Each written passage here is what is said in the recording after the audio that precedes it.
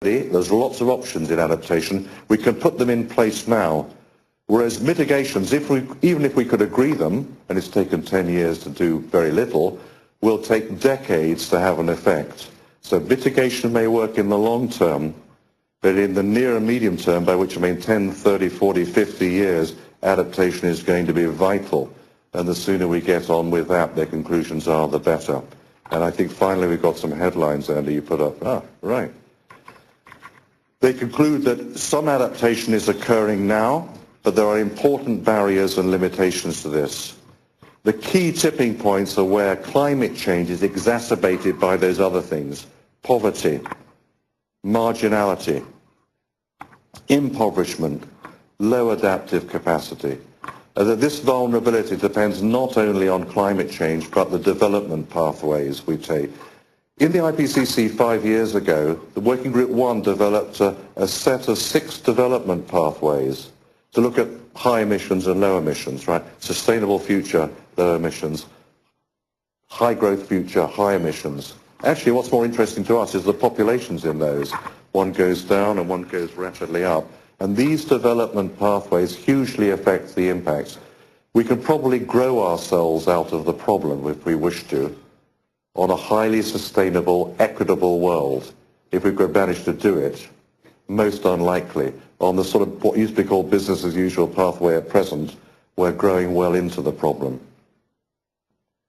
Mitigation can reduce, delay, or avoid the impacts, but it will take a good many years to have its effects, even when it's put in place. Well, I've talked long enough. Those are the sorts of things we've worked on. As I say, the heroes of all this are about 200 scientists who've worked for 5 years, and also my colleague Osvaldo Canziani from Argentina. And I guess it's your turn, Osvaldo. Thank you.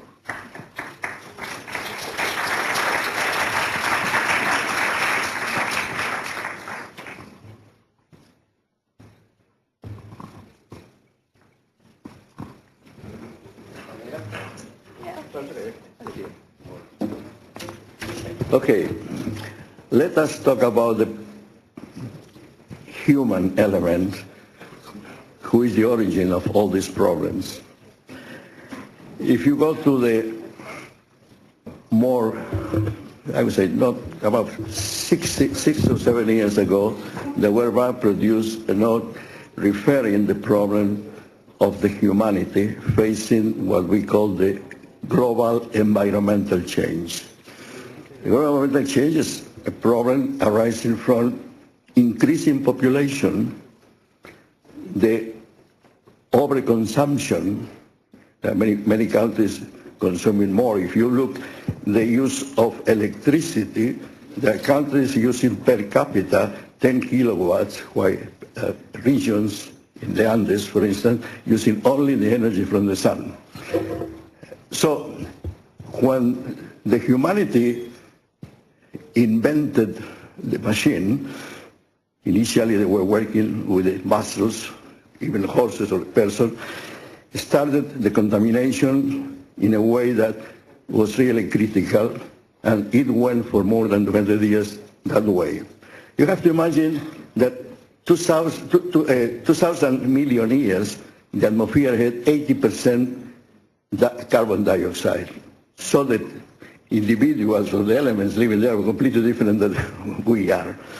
Suddenly, photosynthesis started a change of the air constitution, and we became, in the change of the Darwinian system, the animals living and using the resources in a way that, for instance, if you look how countries become urbanized, in the earth or the cities or the human settlements, people is living more or less in the world is 50% in the rural areas, 50% in the cities. But people living in the cities uses 3/4 of the resources of the world.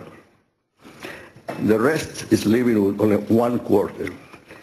Nowadays, they invented the idea of ecopolis, but megalopolis are basically, particularly in developing countries, huge elements, but not because people is living in good conditions. The problem is that in the rural areas, with no water, with no services, people migrate to the big cities, and they build up beautiful shanty towns that are creating a lot of hazards. And this human being who started maybe walking alone in the middle of the immensity is now surrounded by many people. Our cities having 22 million people. And then these poverty areas with people living in lowlands, in areas easily erosionable, they suffer the impact that Martin Parry was mentioning, extreme events. People say, it rains. Yes, always it rains in the La Reunion, than the Indian Ocean. We have records of about 2,000 millimeters in 3 days. Or in a hurricane like Katrina or Wilma, you have 900 millimeters just simply in one storm, a big storm. While in other areas where you have agriculture, you have per year or per annum 1,000 millimeters, 800 millimeters. So suddenly, as Martin Parry mentioned, the whole atmospheric machine started to suffer a huge change. And this was for the reason that initially different regions, and we are working with regions, started to see what is going to happen in the future. This started as early as the 1970s, when the big crisis, the water, the oil, and the food crisis.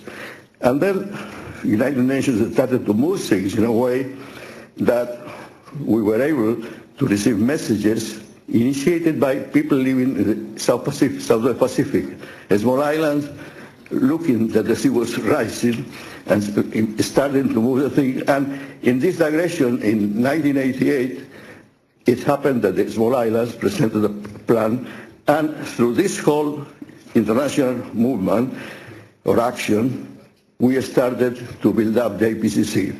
In June 1988 was a meeting in the University of Toronto, organized by the WMO, where it was discussed the problem of the atmosphere. At that time, you may remember, the ozone problem with the hole in the Antarctic was really a problem. It was one of the first environmental problems starting the whole thing. But the warming, which was, I would say, recognized in the 1870s by Arrhenius, a Swedish physicist, started to show that it started to grow and grow. And population after the Second World War, I was able to stay in Europe after the war, we were at that time 2,000 million people. Now we are near 7,000 million people.